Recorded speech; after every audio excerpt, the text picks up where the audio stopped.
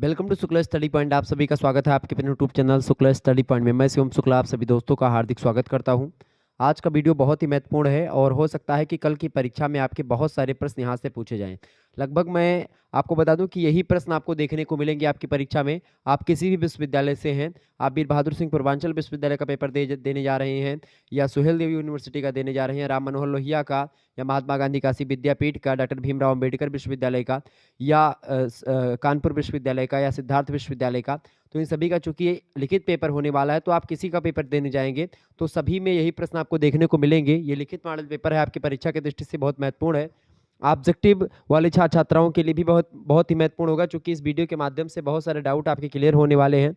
तो आइए देखते हैं कौन कौन से प्रश्न आपकी परीक्षा में पूछे जाएंगे। बहुत ही महत्वपूर्ण प्रश्न और उत्तर के बारे में आज की वीडियो के माध्यम से हम लोग चर्चा करेंगे। अति लघु उत्तरीय, लघु उत्तरीय और दीर्घ उत्तरीय प्रश्नों पर चर्चा करने का काम रहेगा। आइए देखते हैं।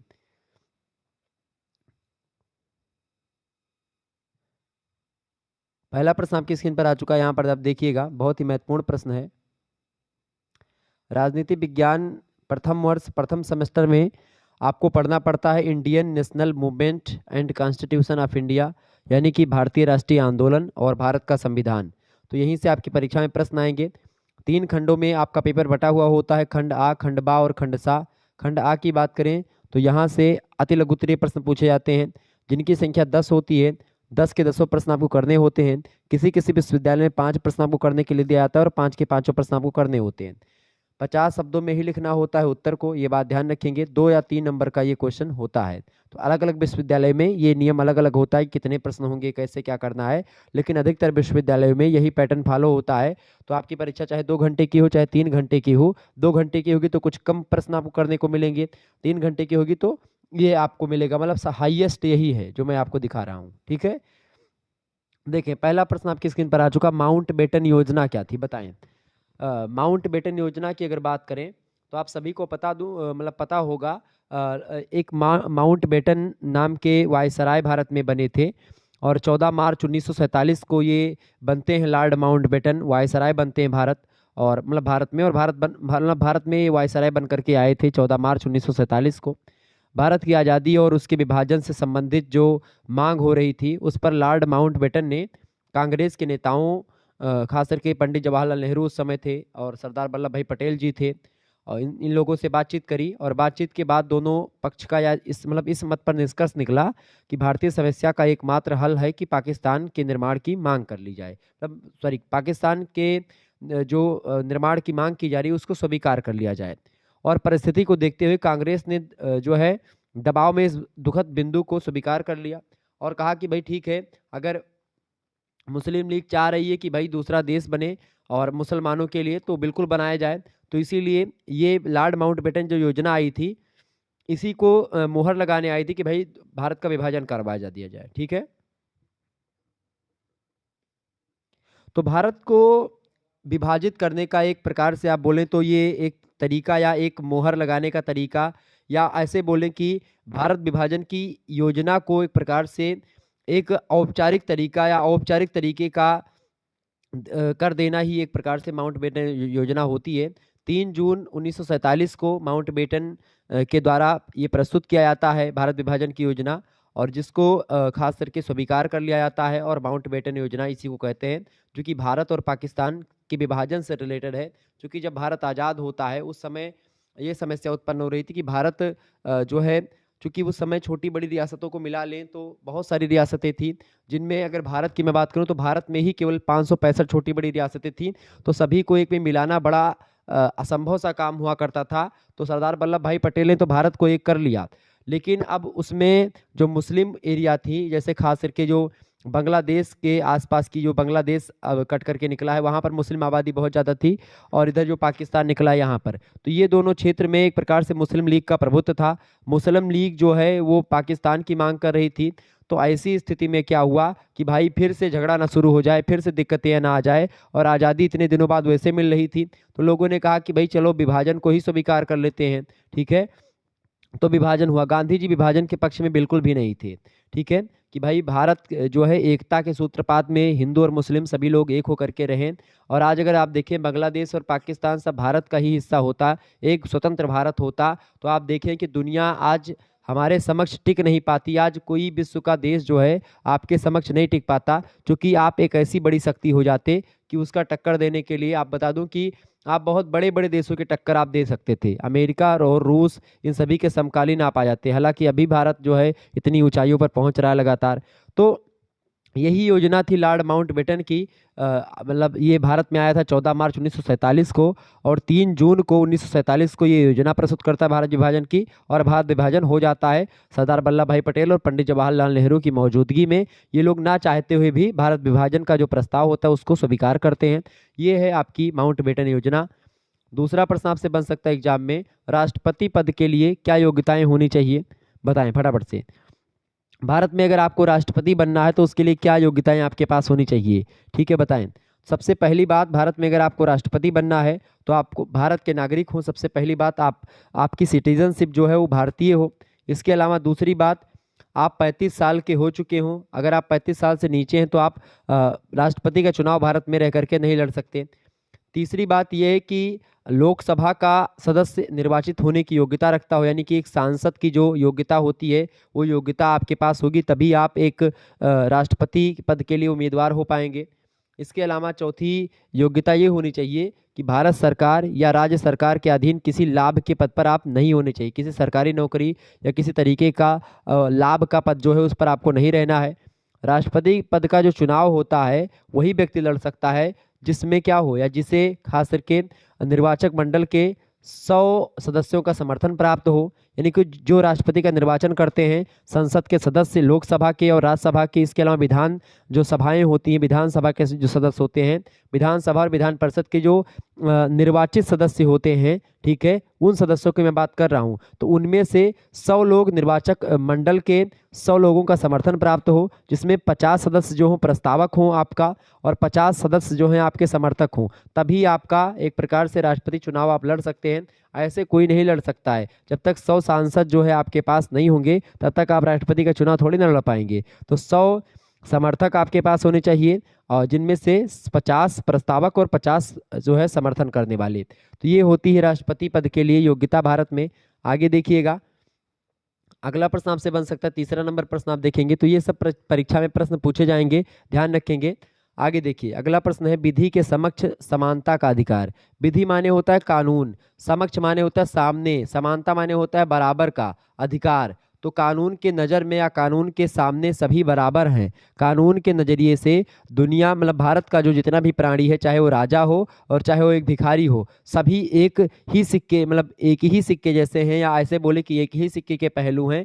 तो उसमें किसी प्रकार का कोई भेदभाव नहीं किया जाएगा। चाहे आप ब्राह्मण हो, चाहे क्षत्रिय हो, चाहे वैश्य हो, चाहे शूद्र हो, चाहे आप हिंदू हो, मुसलमान हो, सिख हो, ईसाई हो, बौद्ध हो, पारसी हो, जैन हो, कोई भी धर्म से आप हो, आप चाहे हिंदी बोलते हो, चाहे मैथिली बोलते, मतलब हिंदी बोलते हैं, चाहे तमिल, तेलुगु, कन्नड़, मलयालम, चाहे पंजाबी, चाहे गुजराती, चाहे मतलब कि आप बंगाली बोलते हैं, कुछ भी आप भाषा बोलते हैं, ठीक है, नेपाली, पहाड़ी, कुछ भी आप बोलते हो, अंग्रेजी बोलते हैं, तो भी आपको उतना ही अधिकार है जितना कि एक हिंदी बोलने वाले को है। यानी कि विधि के समक्ष जो है सभी व्यक्ति समान हैं, सभी बराबर हैं।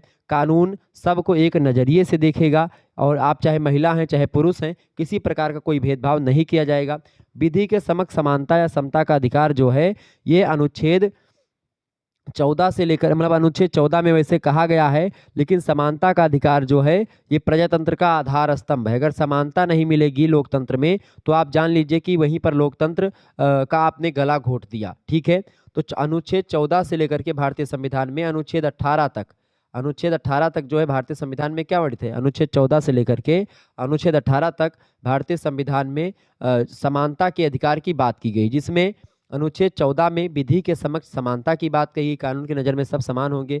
अनुच्छेद 15 में कहा गया कि धर्म, जाति, लिंग, जन्मस्थान, इन सभी के हिसाब से या प्रजाति के हिसाब से, इन सभी के हिसाब से किसी प्रकार का कोई भेदभाव किसी व्यक्ति से नहीं किया जाएगा। अनुच्छेद 16 कहता है कि लोक नियोजन के विषय में अवसर की समानता, नौकरियों में किसी प्रकार का कोई भेदभाव नहीं होगा। जो ये आरक्षण है उसको छोड़ करके ये अपवाद में आता है, बाकी किसी प्रकार का कोई भेदभाव नहीं किया जाएगा। इसके अलावा अनुच्छेद 17 कहता है कि अस्पृश्यता का अंत किया जाएगा, अनटचबिलिटी जो है उसको ख़त्म किया जाएगा, यानी कि छुआछूत को ख़त्म किया जाएगा, छुआछूत किसी प्रकार का नहीं रखा जाएगा।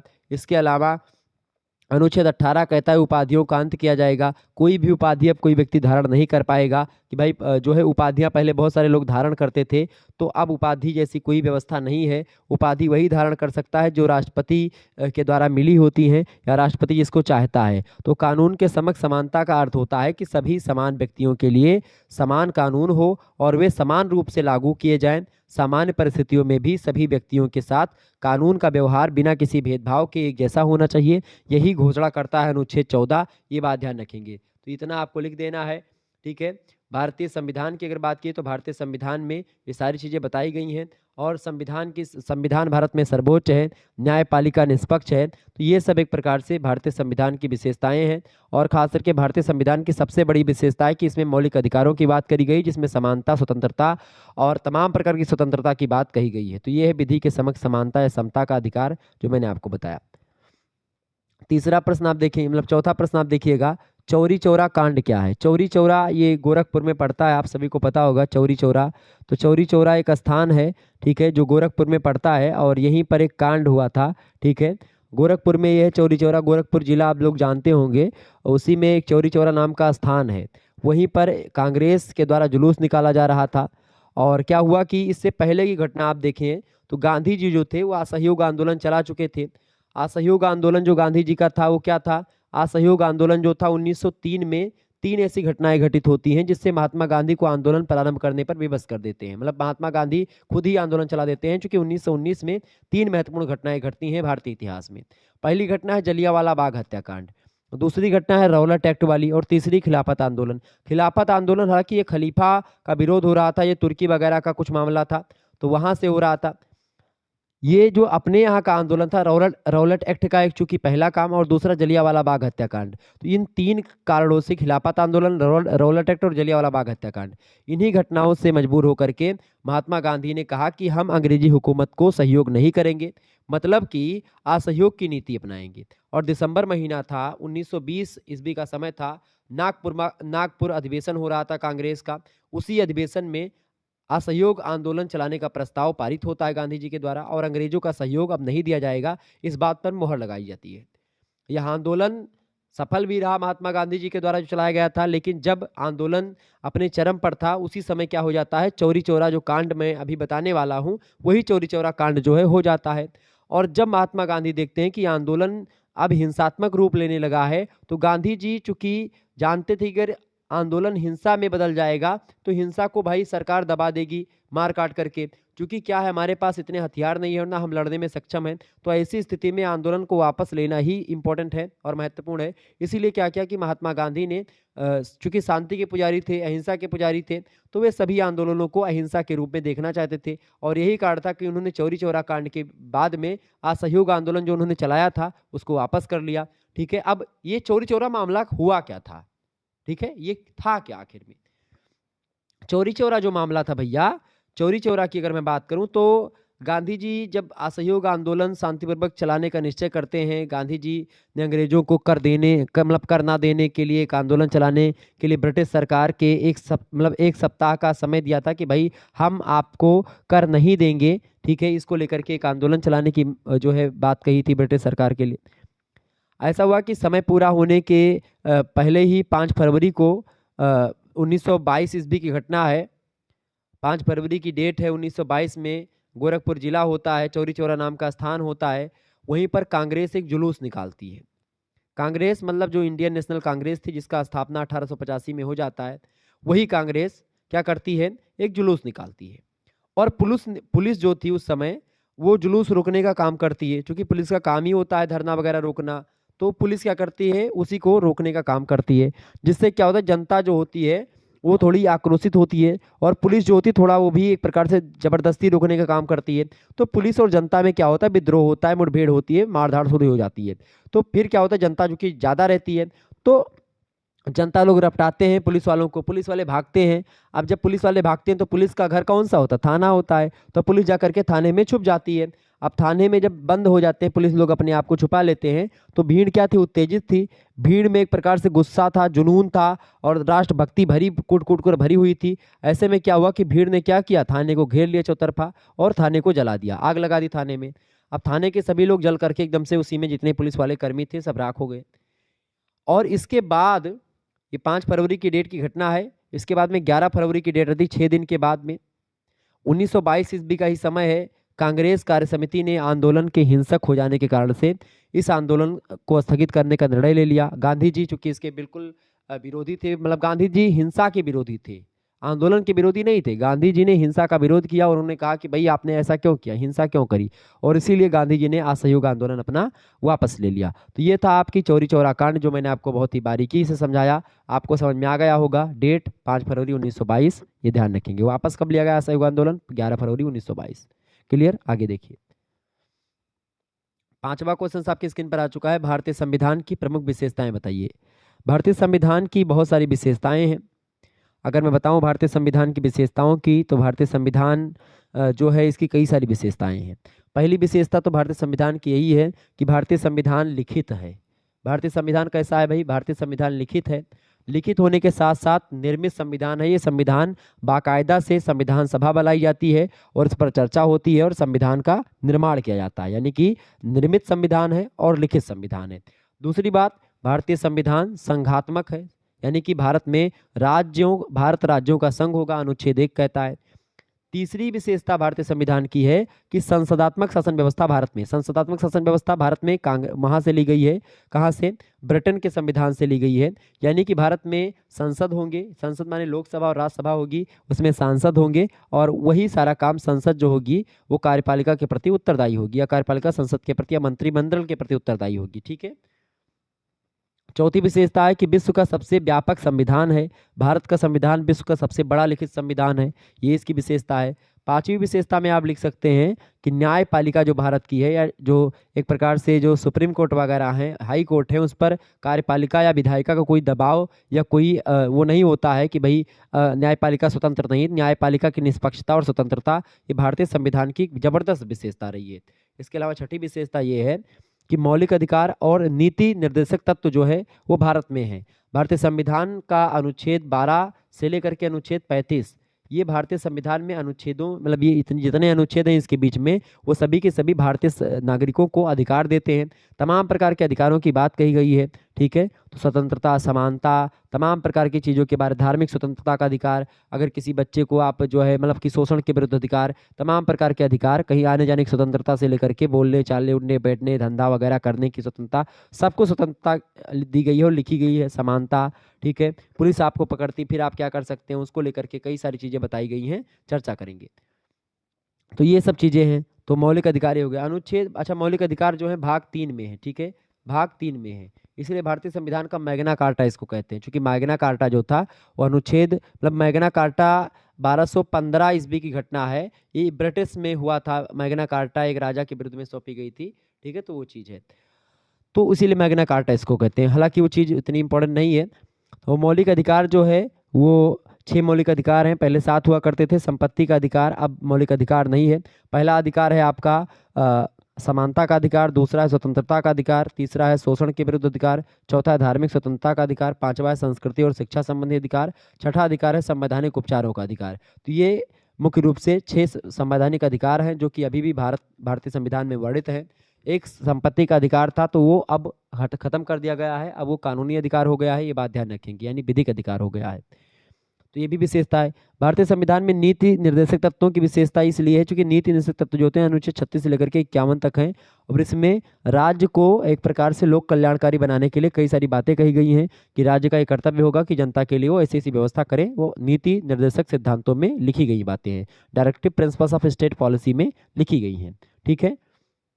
सबसे इंपॉर्टेंट बात है भारतीय संविधान की विशेषता कि भारतीय संविधान धर्मनिरपेक्ष राज्य की कल्पना करता है, और भारतीय संविधान में प्रस्तावना में धर्मनिरपेक्षता शब्द का वर्णन किया गया है। हालांकि जब संविधान बना था तो इस शब्द का वर्णन नहीं किया गया था। इसके बाद में आकर के 42वां संविधान संशोधन होता है, उसमें इस शब्द को जोड़ा जाता है। ठीक है। तो ये रहा कुछ विशेषताएं भारतीय संविधान की जो मैंने आपको बताई। आगे देखिएगा और भी प्रश्न है। छठा क्वेश्चन आपकी स्क्रीन पर आ चुका है। संविधान सभा का गठन, क्योंकि मैंने आपको एक चीज़ और बताई थी भारतीय संविधान की विशेषताओं में कि भारतीय संविधान जो है लिखित और निर्मित संविधान है। निर्मित संविधान इसलिए है क्योंकि संविधान सभा का गठन होता है, और बाकायदा से तमाम सारे लोग बैठते हैं, उसके बाद में चर्चा पर चर्चा होती है, उसके बाद में फिर जो है संविधान का निर्माण होता है। तो वही संविधान सभा क्या है, संविधान सभा का गठन कैसे हुआ, इसको समझना है। संविधान सभा का गठन कैसे हुआ, इस पर एक सेपरेट वीडियो मैंने बनाई हुई है, बोर्ड पर पढ़ाया है, तो देख लीजिएगा, क्लियर हो जाएगा। वैसे संविधान सभा के गठन की बात की जाए तो देश की आज़ादी के बाद क्या हुआ कि बहुत पहले महात्मा गांधी ने कहा था कि भारत का शासन भारतीयों के द्वारा चलाया जाए, यह तभी संभव है जब देश का अपना संविधान होगा। पंडित जवाहरलाल नेहरू के नेतृत्व में जब 1946 ईस्वी की घटना है, 1946 ईस्वी में देश में अंतरिम सरकार का गठन होता है, तो इसके बाद जब संविधान सभा का भी गठन उसी साथ हो जाता है 1946 में। 1946 में जो संविधान सभा बनाई गई उसमें 389 सदस्य थे, उनमें से खास करके अलग अलग क्षेत्रों से लोग थे। और जुलाई 1946 में 296 सदस्यों का चुनाव होता है 389 में से, ठीक है। उसके बाद में क्या होता है, संविधान सभा की जो पहली बैठक होती है 9 दिसंबर को होती है 1946 में, यानी 1946 में 9 दिसंबर 1946 को संविधान सभा की पहली बैठक होती है, जिसमें मुस्लिम लीग जो था उसने भाग नहीं लिया और उसने कहा कि हमारे लिए एक अलग संविधान सभा का गठन किया जाए। जिसके बाद में 3 जून 1947, 3 जून की डेट ध्यान रखिए, 3 जून 1947, ठीक है, ये भारत विभाजन योजना के बाद बाद संविधान सभा का पुनर्गठन किया जाता है। आपको बता दूं भारतीय विभाजन के बारे में मैंने आपको जो माउंटबेटन योजना बताई थी कि भाई 14 मार्च की डेट थी, 14 मार्च को लॉर्ड माउंटबेटन वायसराय बनकर भारत आता है और 3 जून 1947 को क्या होता है, वो एक प्रकार से दस्तखत मोहर हो जाती है कि भाई भारत और पाकिस्तान अब बढ़ जाएगा। तो 3 जून के बाद में फिर से संविधान सभा का पुनर्गठन दोबारा से किया जाता है, जिसमें अब कितने सदस्य होते हैं, 324 सदस्य होते हैं, ठीक है। 31 दिसंबर की डेट है 1947 को संविधान सभा के कुल सदस्यों की संख्या 299 ही रह जाती है और संविधान निर्माण के बाद 284 सदस्य जो होते हैं बच जाते हैं, मतलब वही बचते हैं जिन्होंने संविधान सभा का जो एक प्रकार से वो था, संविधान निर्माण के जो पेपर था उस पर साइन किया 284 सदस्यों ने, ठीक है। इस पर सेपरेट वीडियो मैंने बनाई है, आप देख लीजिएगा। इस तरीके से संविधान सभा का गठन किया जाता है और संविधान सभा के द्वारा फिर उस पर चर्चा होती है। प्रारूप समिति से लेकर के तमाम प्रकार की समितियां बनाई जाती हैं। उनमें प्रारूप समिति जो होती सबसे इंपॉर्टेंट समिति होती, जिसके अध्यक्ष थे बी आर अम्बेडकर जी। उसके बाद में फिर क्या होता है, उसके बाद में भीमराव अंबेडकर जी की नेतृत्व में जो प्रारूप समिति होती है उसी को संविधान निर्मात्री सभा कहा जाता है और उसके द्वारा संविधान निर्माण को लेकर के कई सारी बातें कही जाती हैं। उन बातों पर चर्चा होती है खूब ज़्यादा, बहुत सारे लोग बैठ करके 284 लोग संविधान सभा में बैठ करके, और उसके अध्यक्ष होते 284 लोगों में सबसे जो मुखिया होते हैं वो होते डॉक्टर राजेंद्र प्रसाद। तो ये डॉक्टर राजेंद्र प्रसाद जो होते हैं वो एक प्रकार से संविधान सभा के अध्यक्ष होते हैं, ठीक है। उससे 2 दिन पहले अध्यक्ष बने थे डॉक्टर सच्चिदानंद सिन्हा, लेकिन उसके बाद में 2 दिन के बाद में बने थे डॉक्टर राजेंद्र प्रसाद सर्वसम्मति से। और उसके बाद में फिर चर्चा पर चर्चा होती रहती है और 2 साल 11 महीने 18 दिन के बाद जा करके हमारा जो संविधान है, जो कि एक प्रकार से 395 अनुच्छेद, 8 अनुसूचियों और 22 भागों से निर्मित एक बहुत बड़ा संविधान दुनिया का हमारे समक्ष आता है, जिसमें अमेरिका के संविधान से मौलिक अधिकारों को लिया गया, जिसमें रूस के संविधान से मौलिक कर्तव्यों को लिया गया, जिसमें खास करके अगर मैं आपको बताऊं तो नीति निर्देशक सिद्धांतों को आयरलैंड के संविधान से लिया गया, संघात्मक व्यवस्था को कनाडा के संविधान से लिया गया, संसदात्मक शासन व्यवस्था को ब्रिटेन के संविधान से लिया गया। इसी प्रकार से दुनिया भर के तमाम देशों से अच्छी अच्छी चीज़ों को निकाल करके हमारे देश के संविधान में शामिल किया गया। यहाँ तक कि 1935 का जो भारतीय शासन अधिनियम था, जो अंग्रेजों के द्वारा बनाया गया था, वहाँ से लगभग 100 से अधिक अनुच्छेदों को उठा करके हूबहू या उसमें थोड़ा बहुत संशोधन करके भारतीय संविधान में हूबहू डाल दिया गया। तो इस तरीके से भारतीय संविधान एक बड़ी पोथी निकल करके हमारे समक्ष आई, ठीक है। और इसकी भाषा बड़ी जटिल थी और आज भी बड़ी जटिल भाषा है, चूँकि भारत का संविधान या भारत को वकीलों का स्वर कहा जाता है, इसलिए क्योंकि भारतीय संविधान की जो भाषा है बड़ी जटिल है, बड़ी कठिन है, आम नागरिक के समझ में वो नहीं आती है, ठीक है। तो ये है भाई संविधान सभा के बारे में कुछ बातें जो मैंने आपको बता दी। बहुत चीज़ें मैं आपको वैसे बता देता हूँ जानकारी के लिए, तो इनको आप अगर मेरी बातों को सुनते चलेंगे, मेरी बातों को बहुत ध्यान से सुनिए, 2-3 बार रिपीट। अगर मैं थोड़ी तेज़ बोलता हूँ, तेज़ इसलिए बोलता हूँ चूँकि बहुत सारे लोग आप बताते होंगे सर जी आप बहुत तेज़ पढ़ाते हो। तेज़ इसलिए मैं बोलता हूँ चूँकि कम समय लगे आपका, क्योंकि मैं नहीं चाहता कि मैं आपका समय ज़्यादा लूँ, और इसीलिए जितना मुझे आप सुने उतना ज़्यादा आप जो है मतलब 2-3 बार अगर आप सुन लेंगे, आपके पास समय तो 2-3 बार सुन लें। अगर आप थोड़े टैलेंटेड होंगे तो एक ही बार में समझ जाएंगे। या अगर टैलेंटेड नहीं भी होंगे या टैलेंटेड हैं भी, तब भी मैं आपको सजेस्ट यही करूँगा कि 2 बार आप जरूर देखें। 2 बार देखने से क्या होगा, एक बार तो आपका एक प्रकार से आपने आँख आँख देखा और आपका दिमाग सुनता है, लेकिन दूसरी बार जब आप इसको पढ़ेंगे तो आपका आँख कान नाक जितनी ज्ञानेंद्रियाँ हैं सब में आपके घुस जाएगा वो, और इस तरीके से आप जब एग्जाम में जाओगे तो सबसे बाहर भी निकलेगा। ठीक है, तो एक ज्ञानेंद्री है आपकी हाथ। ठीक है, तो ज्ञानेंद्री हाथ है, तो बाकी आँख कान नाक इन सभी को अगर कार्य करोगे एक ही चीज पर, तो आपका हाथ जो होगा ऑटोमेटिक लिखता चला जाएगा। बोलो सियावर रामचंद्र की जय। तो ऐसे ही पढ़ते रहिए भैया, आगे बढ़ते रहिए। चले अगला प्रश्न, 7वां प्रश्न है, भारत छोड़ो आंदोलन के कारण बताएं। बहुत ही जबरदस्त प्रश्न है। भारत छोड़ो आंदोलन का क्या कारण रहा बताइए। भारत छोड़ो आंदोलन, भारत छोड़ो आंदोलन किसने चलाया था? महात्मा गांधी ने चलाया था। बिल्कुल ठीक बात है। अच्छा, भारत छोड़ो आंदोलन जो है ये अंग्रेजों को यहाँ से भगाने का एक तरीका था। क्रिप्स मिशन आया, क्रिप्स मिशन असफल हो जाता है, इसी कारण से भारत छोड़ो आंदोलन चलाया गया। इसके अलावा जापानी आक्रमण का भय लगातार बना था, ब्रिटिश राज व्यवस्था में भारतीयों का अंधविश्वास फैल रहा था, बर्मा में भारतीयों के प्रति अमानवीय व्यवहार, पूर्वी बंगाल में आतंक साया मतलब कि साया मंडरा रहा था, वस्तुओं और सेवाओं के बढ़ते मूल्य, इन सभी को देखते हुए भारत छोड़ो आंदोलन जो है ये एक प्रकार से आता है, और यहाँ से अंग्रेजों को भगाने का एक और आंदोलन जो है चलाया जाता है। ठीक है, ये बात ध्यान रखेंगे। तो ये है भारत छोड़ो आंदोलन के कुछ कारण जो कि मैंने आपको बताए। ठीक है, तो इन चीज़ों को लिख लीजिए कौन कौन से कारण हैं। पहला कारण क्रिप्स मिशन की असफलता, दूसरा कारण जापानी आक्रमण का भय, तीसरा कारण ब्रिटिश राज्य व्यवस्था में भारतीयों का अंधविश्वास, चौथा कारण वस्तुओं और सेवाओं के बढ़ते मूल्य, पांचवा कारण पूर्वी बंगाल में आतंक का साया, छठा कारण बर्मा में या म्यांमार में भारतीयों के प्रति अमानवीय व्यवहार। तो इन सभी कारणों से भारत छोड़ो आंदोलन चलाया गया। 8वां क्वेश्चन आप देखेंगे, 8वां प्रश्न आपकी स्क्रीन पर आ चुका, फटाफट से आप देखिएगा, बहुत ही महत्वपूर्ण प्रश्न है। उदारवादियों की प्रमुख राजनीतिक विचारधारा क्या थी बताएं। उदारवादियों की, उदारवादियों की अगर बात की जाए तो उदारवाद और उग्रवाद दो विचारधारा चलती है कांग्रेस के। कांग्रेस में आपको बता दूं, भारतीय राष्ट्रीय कांग्रेस का निर्माण हुआ 1885 ईस्वी में। उसके बाद से लेकर के 1905 तक आप देखते हैं आकर के 1905 से लेकर के या मतलब 5 तक लगभग आप देखते हैं कि जो है नरम दल बहुत ही ज़्यादा हावी रहा। नरम दल कहने का मतलब ये है कि वो लोग अंग्रेजों से डट करके सामना नहीं करते थे, अंग्रेजों की नीतियों को अपनाते थे, अंग्रेजों के प्रति सहानुभूति रखते थे, तो वो थे उदारवादी लोग। स्वतंत्रता आंदोलन में 2 विचारधाराएं थी, एक थी नरम दल, एक था गरम दल। 1905 ईस्वी का समय है, भारतीय राष्ट्रीय कांग्रेस में नरम दल का प्रभाव था उस समय।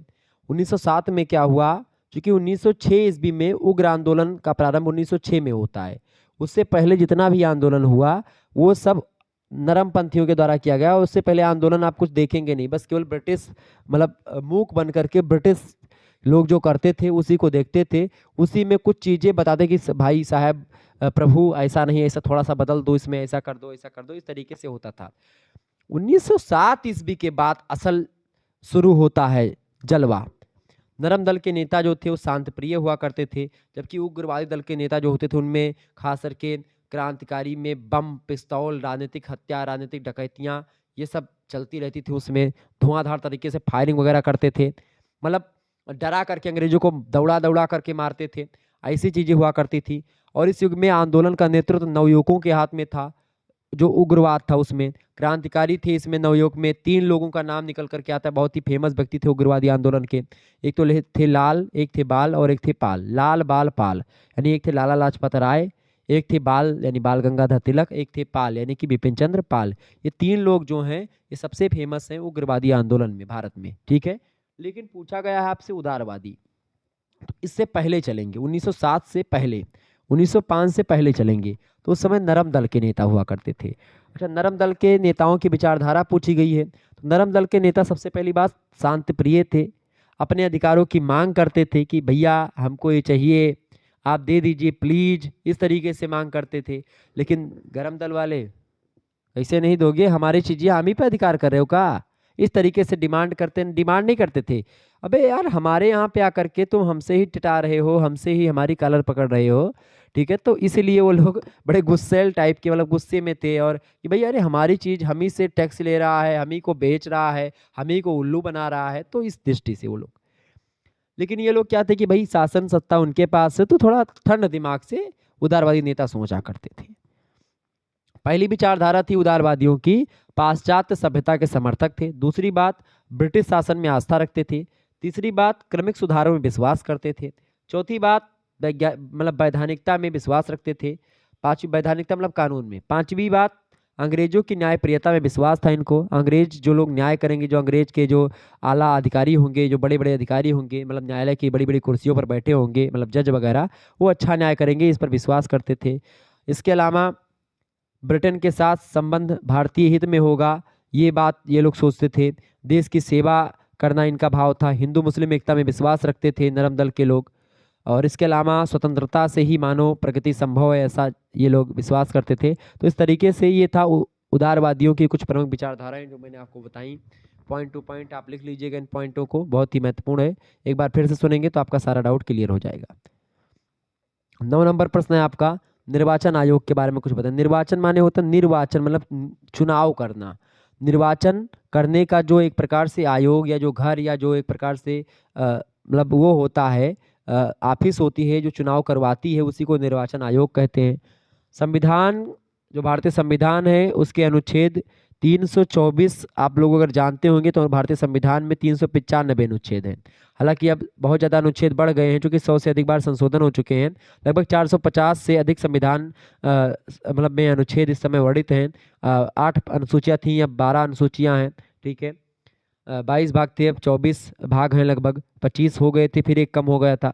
तो भारतीय संविधान में जो अनुच्छेद नंबर 324 है, उसमें कहा गया कि एक निर्वाचन आयोग की व्यवस्था भारत के लिए की जाएगी, जिसका कार्य होगा कि निर्वाचन संबंधी तमाम प्रकार की चीज़ें करे वो, जैसे कि मुख्य निर्वाचन आयुक्त तथा 2 अन्य आयुक्त का एक प्रकार से अध्यक्ष होते हैं। मतलब कि एक मुख्य निर्वाचन आयुक्त होता है और 2 अन्य आयुक्त होते हैं जो कि उसके सलाहकार के लिए बनाए जाते हैं।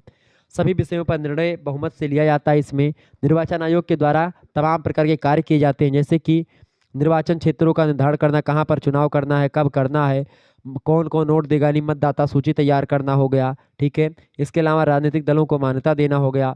इसके अलावा जो है राजनीतिक दलों को चुनाव चिन्ह क्या देना है, उसको बांटना हुआ। इसके अलावा राजनीतिक दल की मान्यता कैसे समाप्त करनी है, उसको भी ये लोग करते हैं। इसके अलावा निर्वाचन आयोग के द्वारा ही राजनीतिक दलों के चुनाव चिन्ह को जब्त किया जाता है। निर्वाचन आयोग के द्वारा ही राजनीतिक पार्टियों के लिए आचार संहिता जो होती है चुनाव से पहले लगाई जाती है, वो लगाई जाती है। निर्वाचन आयोग के द्वारा ही चुनाव प्रचार के लिए नियम बनाए जाते हैं, कैसे कैसे प्रचार करना है, क्या क्या कर सकते हो, क्या नहीं कर सकते हो। ये चुनाव में खास करके निर्वाचन आयोग ही निर्धारित करता है। इसके अलावा किसी दल के विभाजन पर निर्णय देना होगा तो भी निर्वाचन आयोग ही देगा। तो इस तरीके से निर्वाचन आयोग के बहुत काम होते हैं। जितने भी चुनाव भारत में होते हैं वो सब निर्वाचन आयोग के द्वारा ही हैंडल किए जाते हैं। क्लियर? और इस पर सरकार का कोई दबाव नहीं होता निर्वाचन आयोग पर, ये स्वतंत्र होकर के चुनाव करवाता है।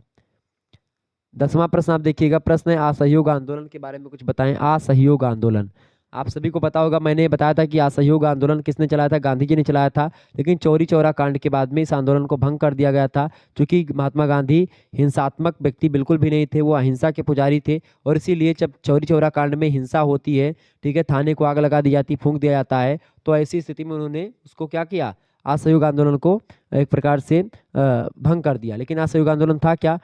असहयोग आंदोलन 3 घटनाओं का एक परिणाम था। एक घटना थी जो है जलियांवाला बाग हत्याकांड होता है, पहली घटना। दूसरी घटना होती है रौलट एक्ट वाली, और तीसरी घटना होती है भाई खिलाफत आंदोलन, जो कि एक प्रकार से मुसलमानों से रिलेटेड था। और तुर्की मतलब इस्लाम के जो देश हैं, जो खाड़ी देश है, उसमें ये चीज़ें चल रही थी, खिलाफत आंदोलन। तो भारत में मुसलमानों को एक करने के लिए महात्मा गांधी ने क्या किया, 1919 ईस्वी में खिलाफत आंदोलन का समर्थन भी किया, और ताकि मुसलमान लोग भी साथ में आए। और इन्हीं तीनों घटनाओं के कारण से मजबूर होकर के गांधी जी ने कहा कि हम अंग्रेजी हुकूमत को सहयोग नहीं करेंगे, अंग्रेजी हुकूमत की बातों को नहीं मानेंगे, हम असहयोग की नीति अपनाएंगे। और दिसंबर महीना था 1920 ईस्वी में, क्या हुआ कि नागपुर का अधिवेशन होता है कांग्रेस का, और उसमें असहयोग आंदोलन चलाने का प्रस्ताव पारित होता है कि हम अंग्रेजों का सहयोग अब बिल्कुल भी नहीं करेंगे। और ये आंदोलन काफ़ी सफल रहा। लेकिन जब आंदोलन अपने चरम पर था, तभी चौरी चौरा कांड हो जाता है। आंदोलन के हिंसात्मक होने के कारण से गांधी जी के द्वारा इसे स्थगित करने का निर्णय लिया जाता है। महात्मा गांधी शांति के पुजारी थे और सभी आंदोलनों को अहिंसा के रूप में देखना चाहते थे। और इसीलिए जब क्या हुआ कि भाई अहिंसा मतलब नहीं रही उसमें आंदोलन में, तो उन्होंने आंदोलन को भंग कर दिया। तो ये था असहयोग आंदोलन। अच्छा, असहयोग आंदोलन क्या सहयोग करते थे, भारतीय लोगों का क्या सहयोग चाहिए था अंग्रेजों को? कभी आपने इस बात पर गौर किया कि भाई क्यों हम सहयोग, मतलब हमारे सहयोग से और ना सहयोग से अंग्रेजों को क्या फर्क पड़ता है? तू साथ हो या ना हो, क्या फर्क है? गाना सुना होगा आपने। तो इस बेदर्द सी जिंदगी में तुम साथ हो या ना हो, इसका क्या फर्क है कोई फर्क? फर्क ये था मेरे भाई कि उसी से पहले आप थोड़ा पीछे चले, 1914 में आए। 1914 में एक बहुत बड़ी घटना होती, पूरे संसार को स्तब्ध कर देने वाली। 1914 में प्रथम विश्व युद्ध की शुरुआत होती है। 1918 में आ जाए अब, 1918 में प्रथम विश्व युद्ध का समापन होता है। ऐसे में जो इंग्लैंड था उसकी मदद कौन कर रहा था? इंग्लैंड, चूंकि भारत पर शासन कर रहा था, इसी दृष्टि से इंग्लैंड के जो सैनिक होते थे, मतलब इंग्लैंड के जो बड़े अधिकारी थे, वो लोग भारतीय सैनिकों का यूज करते थे इन युद्धों में। आप सोच रहे होंगे कि भारत ने तो युद्ध में भाग ही नहीं लिया था, लेकिन भारत पर शासन कौन कर रहा था? अंग्रेज अधिकारी। अंग्रेज कहाँ के थे? इंग्लैंड के थे। इंग्लैंड तो भाग लिया था, बिल्कुल मित्र राष्ट्रों के साथ था। तो भैया कैसे नहीं भाग लिए? भारतीय सैनिकों को यहां से भेजते थे लड़ने के लिए, तभी ना जीते हैं ना।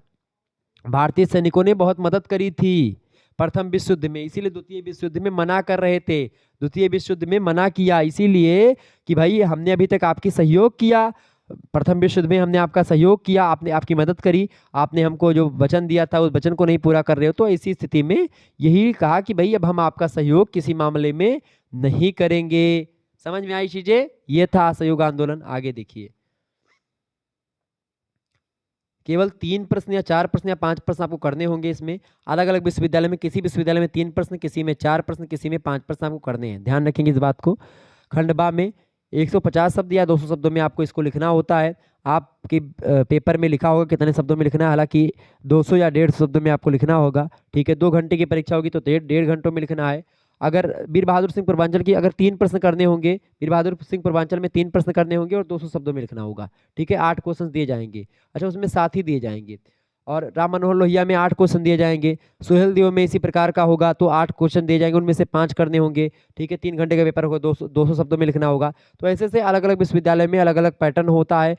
जो है प्रोफेसर रज्जू भैया स्टेट यूनिवर्सिटी में थोड़ा सा और दूसरा पैटर्न है, तो ऐसे आपको करना पड़ेगा। ठीक है, देखें तो ये लघु उत्तरीय प्रश्न है, यानी कि इसको आपको 8 क्वेश्चन है, इनमें से केवल 3 या 4 या 5 प्रश्न करने हैं। हालांकि मैं सभी प्रश्नों के उत्तर को आपको समझाऊंगा।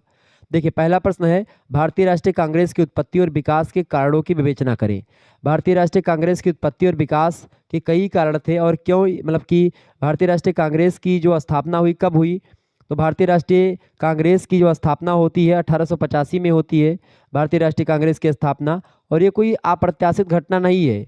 इससे पहले 1860 और 1870 के दशक में ही भारतीयों में राजनीतिक चेतना जो थी पनपने लगी थी। कांग्रेस की स्थापना इस बढ़ती चेतना की पराकाष्ठा थी और 1885 में राजनीतिक चेतना की करवट बदली और एक राजनीतिक संगठन के रूप में भारतीय राष्ट्रीय कांग्रेस का गठन किया गया। भारतीय राष्ट्रीय कांग्रेस पार्टी की स्थापना एक अंग्रेज अधिकारी था, एलन ऑक्टेवियन ह्यूम, जिसको शॉर्ट फॉर्म में A.O. ह्यूम कहते हैं, उसके द्वारा की गई थी। इसका प्रथम अधिवेशन होता है 28 दिसंबर को। 28 दिसंबर की डेट होती है, 1885 का ही समय है। 1885 में 28 दिसंबर को बम्बई के गोकुलदास तेजपाल कॉलेज में इसका अधिवेशन होता है, प्रथम अधिवेशन भारतीय राष्ट्रीय कांग्रेस का, जिसकी अध्यक्षता करते हैं W.C. बनर्जी यानी व्योमेश चंद्र बनर्जी जी। और इस अधिवेशन में दादा भाई नौरोजी, फिरोज शाह मेहता जी, ये सब उपस्थित थे। भारतीय राष्ट्रीय कांग्रेस की मामूली शुरुआत से भारतीय जनमानस का प्रतिनिधित्व करने वाले एक बहुत सशक्त संगठन के रूप में परिवर्तन हो जाता है। अब भारतीयों को लगता है कि भाई हमारे पास एक संगठन है जिसके माध्यम से हम अपनी बातों को रखते हैं। अगर अभी तक आप वो ऐसे मांग करते थे कि भाई हमको देश दो, हमारा देश दो, तो एक संगठन नहीं था आपके पास, एक अच्छा एकता में बल होता है। इसीलिए भारतीय राष्ट्रीय कांग्रेस जब अपनी बात कहता था तो फिर अंग्रेज अधिकारी लोग डरते थे। ठीक है, तो ये था उत्पत्ति का कुछ बात। विकास के क्या कारण थे इसके? भाई इसके बहुत सारे कारण थे विकास के भारतीय राष्ट्रीय कांग्रेस के। चूंकि क्या था, सबसे पहला कारण ये था भारतीय राष्ट्रीय कांग्रेस के विकास का, चूंकि ब्रिटिश शासन के प्रति असंतोष था। सभी व्यक्तियों में ब्रिटिश शासन जो था उसके प्रति आक्रोश था, क्योंकि लगातार आप देख रहे ब्रिटिश शासन जो था हमारे ऊपर हुकूमत कर रहा था, हमको एक प्रकार से डरा धमका रहा था, हमारे साथ छुआछूत और तमाम प्रकार के व्यवहार कर रहा था, हमको एक प्रकार से आप देखते हैं मतलब भारतीयों के लिए अलग व्यवस्था करता था, तमाम प्रकार की चीज़ें होती थी, तो मतलब हमेशा नीचा दिखाने का काम होता था। दूसरी बात ये थी कि भारतीयों की प्रतिद्वंदी आकांक्षाएं थी, क्योंकि आप देखते हैं भारत में उस समय तक आप देखते हैं जब 1857 की क्रांति हुई, इसके बाद से ही एक उनके दिमाग में एक राष्ट्रवाद की भावना पनपने लगती है। क्योंकि आप देखते हैं नौकरी का इंसान मतलब कि एक प्रकार से क्या हुआ, राष्ट्रवादी था, और भूख, निराशा, कुंठा, सत्ता एक प्रकार से दूसरे के हाथ में थी, कोई काम हो नहीं रहा था, कर बढ़ता जा रहा था लगातार, तो तमाम प्रकार की चीज़ें हो रही थी। इसके कारण से तमाम प्रकार की प्रतिक्रियाएं उत्पन्न होती हैं, और इस कारण से क्या हुआ कि भाई पलट जाता है और भारतीय राष्ट्रीय कांग्रेस का विकास और बढ़ता है। भारतीय राष्ट्रीय कांग्रेस को लोग समझते हैं कि भाई ये अपना है, ठीक है, ये भारतीय लोग इसमें इसमें हैं, तो ऐसी स्थिति में उसी को जो है लोग बढ़ावा देते हैं। तीसरा कारण है, एक अखिल भारतीय संस्था की आवश्यकता थी, क्योंकि ब्रिटिश शासन के अधीन आर्थिक और राजनीतिक पराधीनता की स्थितियों के विरुद्ध लड़ते हुए रोष था लोगों के मन में। इसके फलस्वरूप जब भारतीय जनमानस को पता चला कि भाई भारत में एक अपनी संस्था बन चुकी है, तो लोगों ने उसको खूब जम करके समर्थन किया। इसके अलावा चौथी बात विकास का ये कि लॉर्ड डफरिन जो था उसकी नीतियां ऐसी कुछ थी। लॉर्ड डफरिन चूंकि जो है वो क्या था, लॉर्ड डफरिन ने स्वयं कांग्रेस का उल्लेख किया कि कांग्रेस जो है सूक्ष्मदर्शी अल्पसंख्यकों के प्रबलतम रूप में उसका उल्लेख किया, और कहा कि ब्रिटिश अधिकारियों के विरुद्ध विद्वेष फैलाने का दोषारोपण किया कांग्रेस पर। और फिर क्या हुआ कि लॉर्ड डफरिन जो था भारतीयों के लिए अलग अलग नीति बनाता था, ठीक है, दमनकारी नीतियां बनाता था। तो ऐसी स्थिति में क्या हुआ कि जब वो कांग्रेस का विरोध करने लगा, जब वो कांग्रेस के विरोध करने लगा, तो और लोगों को लगा कि भाई ये ठीक, अब लगा कि भाई अब जनता को लगने लगा कि भाई ये जो इंडियन नेशनल कांग्रेस बनी है, भारतीय राष्ट्रीय कांग्रेस, ये हमारे लिए ही बनाई गई है। तो उन्होंने खूब जम करके इसका सहायता किया, और भारतीय राष्ट्रीय जो कांग्रेस है वो एक बहुत बड़ी संस्था के रूप में उभर करके सामने आई। दूसरा क्वेश्चन आप देखेंगे, प्रश्न है, ये सब प्रश्न आपकी परीक्षा में आने वाले हैं, तो रट लीजिएगा इनको एकदम से। दूसरा प्रश्न, राष्ट्रीय आंदोलन के उदय के क्या कारण थे? भारत में राष्ट्रीय आंदोलन के उदय के कई सारे कारण थे। आपको बता दूं कि भारत में राष्ट्रीयता की जो भावना है 19वीं शताब्दी में, यानी 1800 से लेकर के 1900 ईस्वी का जो दौर है, इसमें तक आपकी उदय हो चुकी थी। 19वीं शताब्दी का मतलब सीधा सा होता है 1800 से लेकर के 1900। 19वीं शताब्दी के पहले में मतलब पूर्वार्ध में नहीं, उत्तरार्ध में, यानी 1850 के बाद से आप देखते हैं पनपने लगती है, और 1857 की जब क्रांति हो जाती है उसके बाद में और धधकता हुआ ज्वाला भारतीय राष्ट्रवाद का सामने आता है।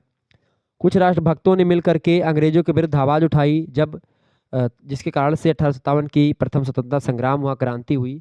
और ये जो आंदोलन था 1857 का, ये भले ही, या क्रांति भले ही सफल ना हुई हो, क्योंकि बिना किसी तैयारी के, बिना योजना के ये एकदम से हो गया था। जितनी भी भारतीय रियासतें थी उन लोगों ने अंग्रेजों का साथ दिया।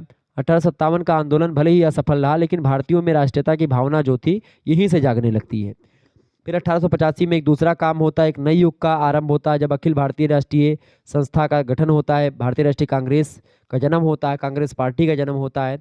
तब से भारतीयों में राजनीतिक भावना और बढ़ने लगती है। लोगों को लगा कि भाई अब ये हमारी संस्था है, तो ऐसे में लगा कि भाई ये हमारा है, ये हमारा है। राष्ट्रवाद का उदय हुआ। उससे पहले लोग छोटे छोटे इलाकों को जानते थे कि भाई यही हमारा राष्ट्र है, यही हमारा राज्य है। जो जैसे कि झांसी के लोग समझते थे कि भाई झांसी हमारा है, उत्तर प्रदेश के लोग उत्तर प्रदेश को, अयोध्या वाले अयोध्या को, मतलब अयोध्या में जो है कई राज्य थे उस समय, अयोध्या वाले अयोध्या को, बनारस वाले बनारस को। तो ऐसे से क्या हो रहा था कि अलग अलग लोग जो थे वो अलग अलग तरीके से वो चीज़ें कर रहे थे।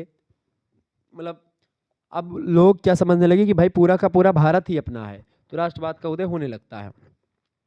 इसके राजनीतिक कारण भी थे। राजनीतिक कारण ये था कि चूंकि इंग्लैंड में अपनी साम्राज्यवादी व्यवस्था का प्रभाव बढ़ाते हुए समूचे भारत पर अपना अधिकार जब इंग्लैंड के लोगों ने कर लिया, तो भारतीयों को लगने लगा कि भाई ये जो है एक कंपनी के रूप में भारत में आया था और आज पूरे भारत को कब्जा लिया है।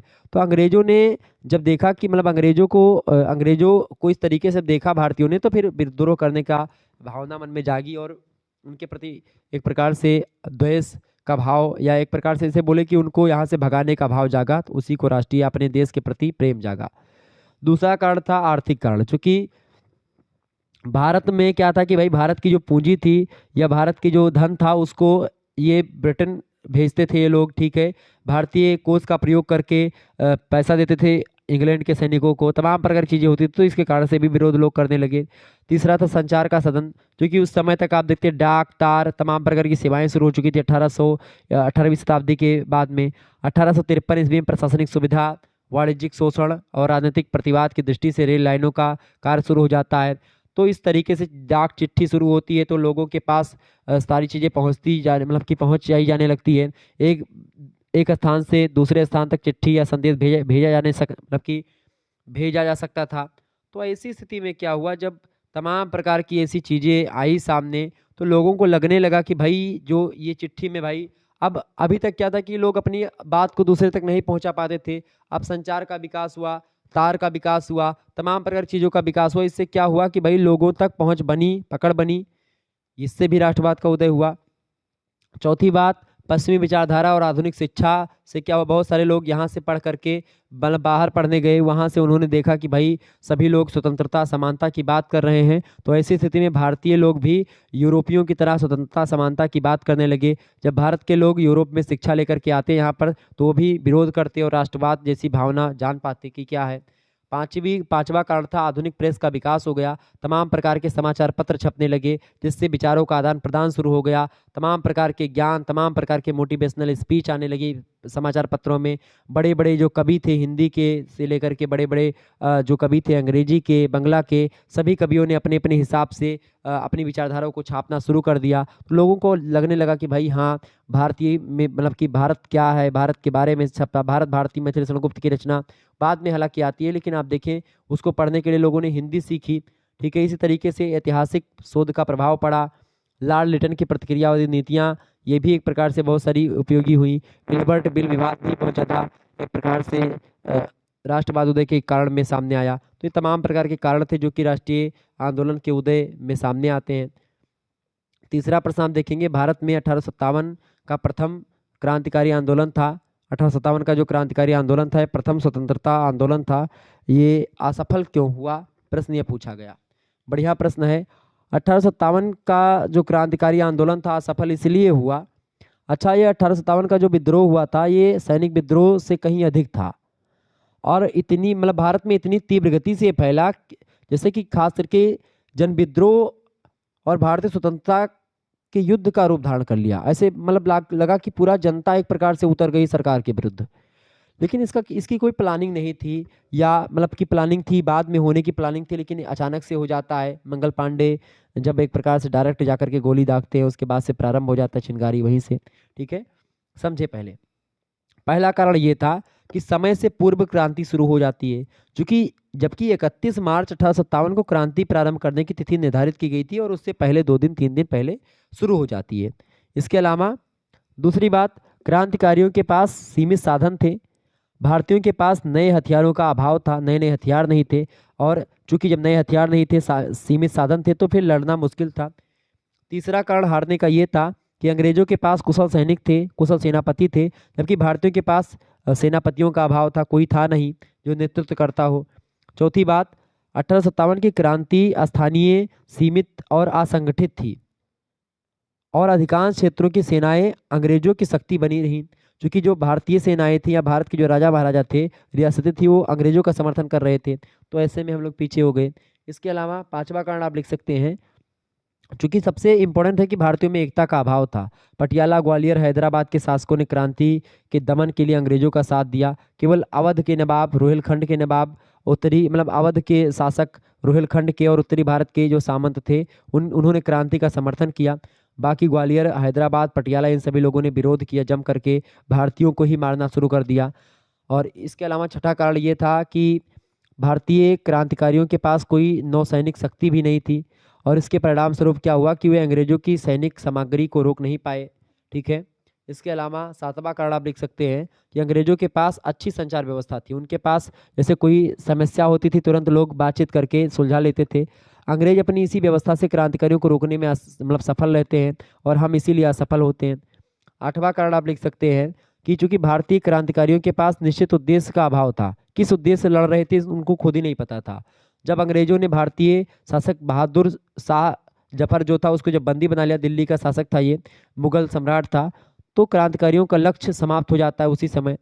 इसके अलावा नौवां कारण आप लिख सकते हो कि चूंकि गरीब और छोटी जाति के लोगों ने क्रांति के प्रति कोई सहानुभूति नहीं दिखाई, तो ऐसे में केवल उच्च वर्ग का या बड़े वर्ग का बन करके ही आंदोलन रह गया। ठीक है, इसके अलावा क्रांति में सफल नेतृत्व का अभाव था, कोई नेतृत्व करता नहीं था। नाना साहेब अलग से कर रहे थे, तात्या टोपे कानपुर से, लक्ष्मीबाई झांसी से, कुंवर सिंह बिहार से, ये सब संघर्ष कर रहे थे, लेकिन कोई एकता का अभाव नहीं था, कोई नेतृत्व करता नहीं था। और इसी कारण, यही कारण था कि 1857 की क्रांति या प्रथम स्वतंत्रता संग्राम जो था वह असफल हो जाता है। आगे देखिए, अगला क्वेश्चन आपकी स्क्रीन पर आ चुका है। चौथा नंबर प्रश्न है, संवैधानिक उपचारों के अधिकार की विवेचना करें। संवैधानिक उपचारों का अधिकार जो है एक मौलिक अधिकार है।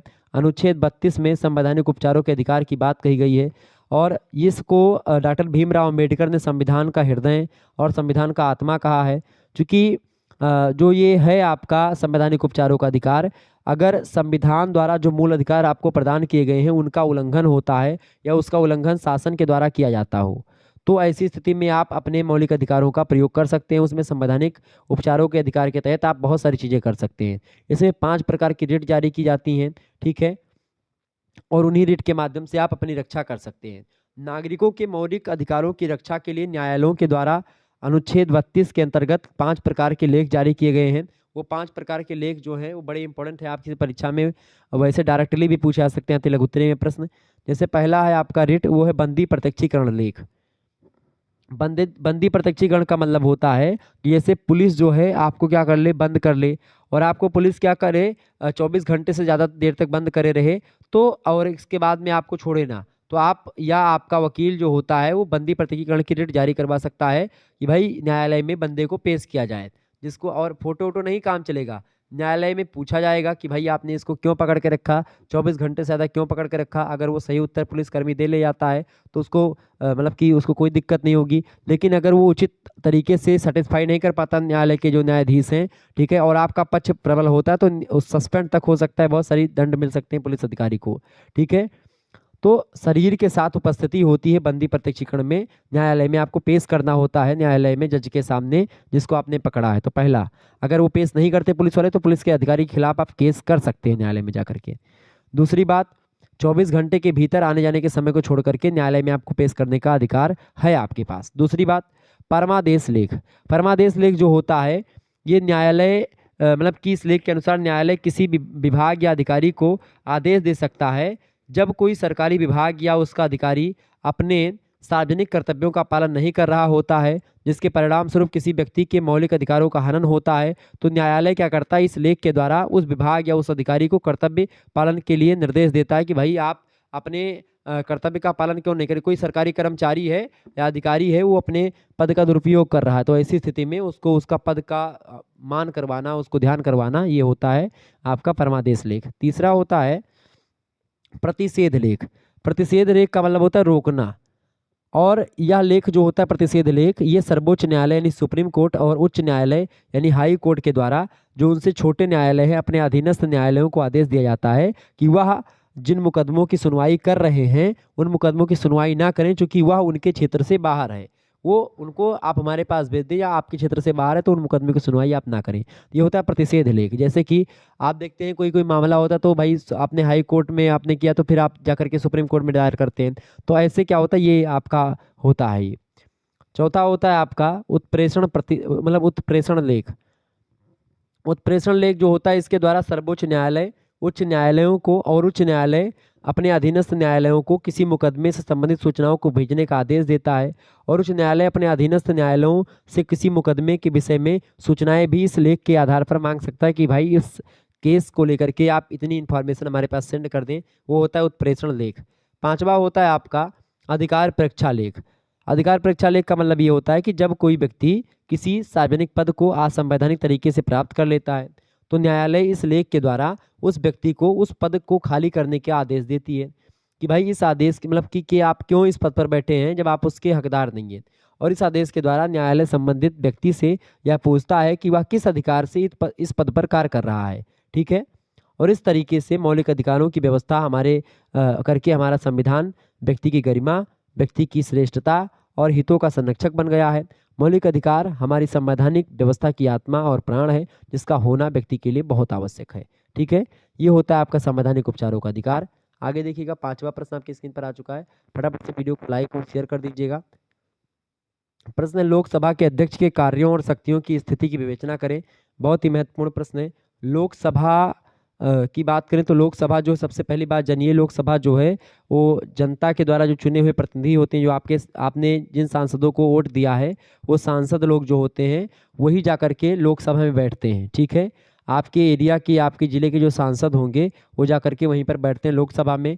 और लोकसभा के जो तमाम प्रकार के सांसद होते हैं अलग अलग क्षेत्र से आए हुए, उन्हीं सभी सांसद लोग चुनाव करते हैं और वही सब सांसद लोग वोट दे करके एक एक प्रकार से एक मुखिया तैयार करते हैं, एक अध्यक्ष बनाते हैं, वही होता है लोकसभा का अध्यक्ष, जिसको अंग्रेजी में स्पीकर कहा जाता है। तो उसी के कार्य शक्ति और स्थिति के बारे में पूछा गया है। ठीक है, तो लोकसभा की अगर बात की जाए तो संविधान के अनुच्छेद 93 के अनुसार लोकसभा जो होती है अपने गठन के बाद प्रथम अधिवेशन में एक अध्यक्ष और एक उपाध्यक्ष का चुनाव करती है। अध्यक्ष सदन का सर्वोच्च पदाधिकारी होता है। लोकसभा का अध्यक्ष, जिसे स्पीकर कहा जाता है, वह सदन की कार्रवाई की अध्यक्षता करता है और उसकी अनुपस्थिति अगर होती तो उपाध्यक्ष जो है वो सारे कार्यकर्ता जो एक प्रकार से लोकसभा का अध्यक्ष करता है। लोकसभा अध्यक्ष के कार्य और शक्तियों की अगर बात की जाए, लोकसभा सबसे पहले बात जानिए कि लोकप्रिय सदन होता है और इसीलिए होता है लोकप्रिय सदन लोकसभा, चूंकि वहाँ पर आपके द्वारा चुने गए प्रतिनिधि जो होते हैं वो डायरेक्ट बैठे होते हैं। ठीक है, तो लोकसभा प्रथम सदन मतलब कि लोकसभा प्रिय सदन है, निम्न सदन है। ठीक है, ये बात ध्यान रखेंगे, चूंकि निम्न सदन इसलिए चूंकि ये भंग हो जाती है। इसके पास कई शक्तियां हैं, कई कार्य होते हैं। इसके पहला काम ये है या पहली शक्ति है कि लोकसभा की बैठक, मतलब लोकसभा के अध्यक्ष की शक्ति की अगर मैं बात करूं तो लोकसभा के जो अध्यक्ष या स्पीकर होते हैं, सबसे पहली बात लोकसभा की बैठक की अध्यक्षता करता है, सदन की कार्रवाई का संचालन करता है, ये सब मुख्य कार्य होता है उसका। दूसरा काम ये है लोकसभा में प्रस्तुत होने वाले जो विषय होते हैं उसकी अनुमति से ही प्रस्तुत किए जाते हैं, कोई भी मुद्दा हो। तीसरी बात, वह सदन का नेता होता है, मतलब कि सदन के नेता से परामर्श करके सदन की कार्रवाई निश्चित कर। सदन का नेता कौन होता है? प्रधानमंत्री होता है, उससे सलाह करके कार्रवाई निश्चित करता है किसी भी मुद्दे की। चौथी बात यह है कि लोकसभा का अध्यक्ष जो होता है सदस्यों के द्वारा मंत्री से पूछे गए प्रश्नों को स्वीकार करता है और नियम विरुद्ध होने पर उसे अस्वीकार भी करता है। पांचवा कार्य होता है लोकसभा के अध्यक्ष का कि सदन में किसी विषय पर बराबर मत पड़ने पर निर्णायक मत देने का जो अधिकारी होता है वो लोकसभा का अध्यक्ष होता है। इसके अलावा लोकसभा का अध्यक्ष कई समितियों का पदेन सभापति होता है और समितियों के सदस्यों की नियुक्ति अध्यक्ष के द्वारा ही की जाती है लोकसभा के। इसके अलावा मतलब बजट संबंधी भाषणों की समय सीमा निर्धारित कौन करता है? ये लोकसभा का अध्यक्ष करता है। कितने समय में कितना कौन बोलेगा, कितना देर होगा, ये सब सारी चीज़ें लोकसभा का अध्यक्ष करता है। इसके अलावा जो बैठे रहते हैं टीवी पर, आपने देखा होगा लोकसभा टीवी, अगर टीवी आपके घर में होगी तो ठोकते रहते कि भाई आप बोलो महोदय महोदय। ओम बिरला जी इस समय कुछ समय पहले मतलब बोल रहे थे, आपने देखा ओम बिरला जी को जानते होंगे। तो इसी प्रकार से संसद के दोनों सदनों की संयुक्त बैठक की अध्यक्षता भी लोकसभा का अध्यक्ष ही करता है। कोई विधेयक, वित्त विधेयक है कि नहीं है, इस पर अध्यक्ष का ही निर्णय अंतिम होता है। तो इस तरीके से लोकसभा की बैठकों को स्थगित करने का अधिकार, बैठक स्थगित होने के बाद यदि राष्ट्रपति के ने सत्रावसान नहीं किया है तो लोकसभा की बैठक को दोबारा से बुलाने का अधिकार, ये सब लोकसभा के अध्यक्ष को ही दिया जाता है। सदन का कोई भी सदस्य अध्यक्ष की अनुमति से ही सदन में बोल सकता है, ये सबसे इंपॉर्टेंट बात है। ठीक है, तो ये था लोकसभा के अध्यक्ष के बारे में कुछ बातें जो कि मैंने आपको बताई। ठीक है, और अगर इसकी बात की है तो अनुच्छेद 112 के 3 के अंतर्गत अध्यक्ष के वेतन और भत्ते भारत के संचित निधि से दिए जाएंगे, ये बात बताई गई है। अनुच्छेद 100 का फर्स्ट कहता है कि केवल समान मत पड़ने की स्थिति में सदन में मतदान करने का अधिकार इसको होगा, लोकसभा के अध्यक्ष को। और अनुच्छेद 94 कहता है कि इसे पद से हटाने के लिए संसद का विशेष बहुमत मिलना आवश्यक होता है, तभी लोकसभा के अध्यक्ष को हटाया जा सकता है उसके पद से। तो इस तरीके से ये इसकी स्थिति होती है। तो ये हो गए लोकसभा के अध्यक्ष के कार्य, शक्ति और स्थितियां। आगे बढ़ते हैं, अगला प्रश्न। छठा क्वेश्चन आपकी स्क्रीन पर आ चुका है, भारतीय संविधान के प्रमुख स्रोत बताएं। बहुत ही बढ़िया प्रश्न है परीक्षा की दृष्टि से। फटाफट से आप बताएंगे भारतीय संविधान के प्रमुख स्रोत, यानी भारतीय संविधान में क्या क्या चीज़ें कहाँ कहाँ से ली गई हैं। तो सबसे पहली बात जानिए, भारतीय संविधान में ब्रिटेन के संविधान से बहुत सारी चीज़ें ली गई। सबसे पहली बात, ब्रिटेन के संविधान से हमने संसदीय शासन व्यवस्था को लिया, लोकसभा और विधानसभा के प्रति मंत्रिमंडल का सामूहिक उत्तरदायित्व का जो व्यवस्था है वो भी मैंने ब्रिटेन के संविधान से लिया, राष्ट्रपति की औपचारिक स्थिति, इसके अलावा संसद और विधानमंडलों की प्रक्रिया और उसके सदस्यों के विशेषाधिकार और उनकी उन्मुक्तियां, ये सब ब्रिटेन के संविधान से लिया गया है, पहली बात। दूसरी बात, संयुक्त राज्य अमेरिका। संयुक्त राज्य अमेरिका का संविधान वैसे लागू हुआ 1789 में, तो उस संविधान से संघात्मक शासन प्रणाली ली गई है, मूल अधिकार लिए गए हैं, स्वतंत्र और निष्पक्ष न्यायपालिका ली गई है, न्यायिक पुनरावलोकन का सिद्धांत और उपराष्ट्रपति का पद जो है संयुक्त राज्य अमेरिका के संविधान से भारतीय संविधान में ग्रहण किया गया है। तीसरे देश का संविधान है फ्रांस का संविधान। फ्रांस के संविधान जो है खास करके 1946 में जो लागू हुआ था, चौथा गणतंत्र, वहां से लिया गया है। वहां से गणतंत्रात्मक शासन व्यवस्था लिखी गई है। रिपब्लिकन सिस्टम ऑफ इंडिया जो भारत का है वो फ्रांस के संविधान से लिया गया है। इसके अलावा चौथा देश है आपका कनाडा। कनाडा के संविधान से, कनाडा का संविधान कब लागू हुआ? 1946 में ही लागू हुआ।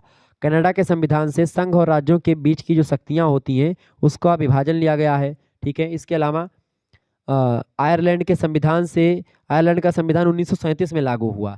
जो डीपीएसपी है, directive principles of state policy, यानी कि राज्य का नीति निर्देशक सिद्धांत, अनुच्छेद 36 से लेकर 51 तक जो शामिल है, 36 से लेकर के 51 तक, उसको आयरलैंड के संविधान से लिया गया है। इसके अलावा जर्मनी के संविधान से अगर बात करें, 1933 में जर्मनी के संविधान लागू हुआ। वहाँ से आपातकालीन उपबंध लिया गया, राष्ट्रपति की जो आपातकालीन शक्तियाँ हैं वो ली गई हैं। ठीक है। अनुच्छेद 352, 356, 360 वाली जो बात, वित्तीय आपातकाल, राष्ट्रपति शासन और राष्ट्रीय आपातकाल, ये सब कहाँ से? जर्मनी के संविधान से लिया गया है। इसके अलावा सोवियत रूस से लिया गया। सोवियत रूस का जो संविधान लागू हुआ 1936 में लागू हुआ, वहाँ से मौलिक कर्तव्यों को लिया गया है, मूल कर्तव्य को लिया गया है। ठीक है। और इसके अलावा ऑस्ट्रेलिया के संविधान से अगर बात की जाए तो समवर्ती सूची ली गई है। इसके अलावा दक्षिण अफ्रीका के संविधान से, जो पूर्व की गोरी सरकार थी वो, उस वाले संविधान से संविधान में संशोधन करने की जो प्रक्रिया है उसको लिया गया है। 368 में, भारतीय संविधान के 368वें अनुच्छेद में भारत के संविधान में कैसे संशोधन किया जाएगा इस बात का उल्लेख किया गया है।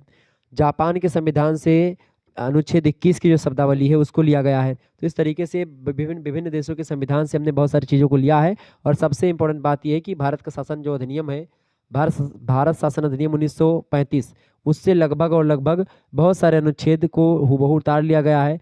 केंद्र और राज्य के बीच शक्तियों के विवरण की सूचियां जो ली गई है 1935 के भारत शासन अधिनियम से ली गई हैं। ये बात ध्यान रखेंगे। ओके, आगे बढ़ते हैं और भी चीज़ों को जानने का प्रयास। सातवां प्रश्न है, 42वें संविधान संशोधन के द्वारा भारतीय संविधान में क्या परिवर्तन किए गए, प्रकाश डालिए। तो आपको मैं बता दूं, भारतीय संविधान में जो संशोधन हुआ, 42वां संविधान संशोधन 1976 में हुआ था।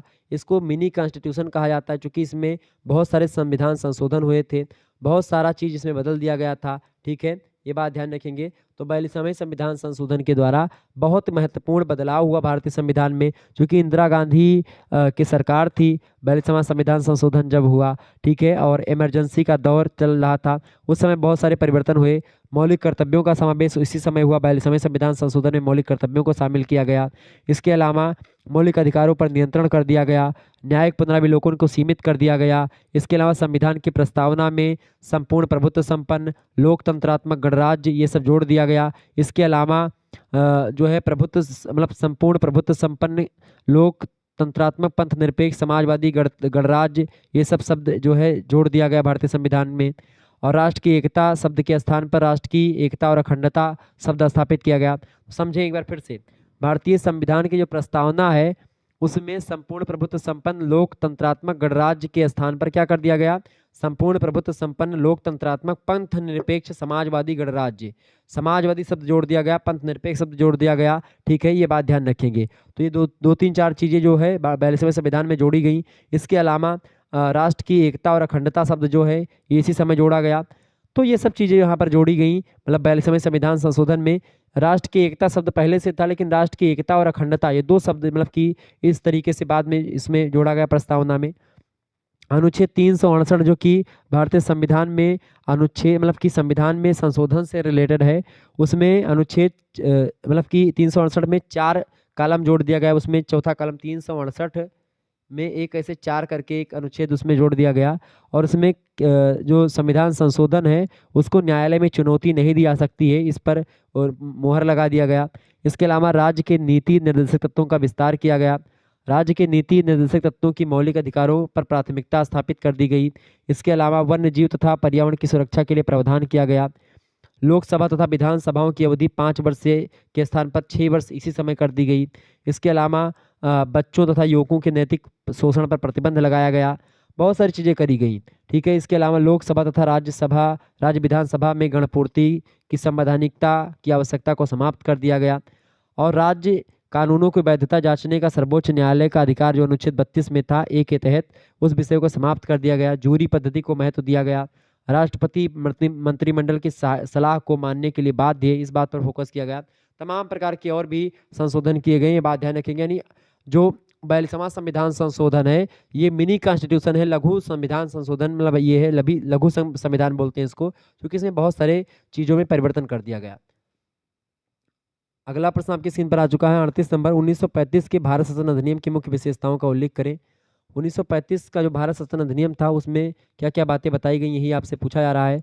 तो भारतीय शासन जो मतलब जो 1935 का भारतीय शासन अधिनियम जो आया था उसके द्वारा बहुत सारे सुधार किए गए थे और भारतीयों को संतोष नहीं हुआ इसके द्वारा भी 1909 और 1909 में जो कमियां रह गई थी उसको 1919 के भारतीय शासन अधिनियम के द्वारा सुधारा गया। फिर तब भी भारतीयों को संतोष नहीं प्राप्त हुआ। फिर उसके बाद में क्या हुआ, गांधी जी ने के नेतृत्व में असहयोग आंदोलन चलाया गया, सविनय अवज्ञा आंदोलन चलाया गया। गोलमेज सम्मेलन की सिफारिशों के आधार पर 1935 में भारत शासन अधिनियम पारित होता है और इस अधिनियम के द्वारा भारत में संघीय राज्य स्थापित कर दिया गया। केंद्रीय और प्रांतों के शासन में भी इस अधिनियम के द्वारा परिवर्तन किया गया। भारत का संविधान लागू होने तक 1935 के अधिनियम के द्वारा ही भारत का शासन चलता रहा।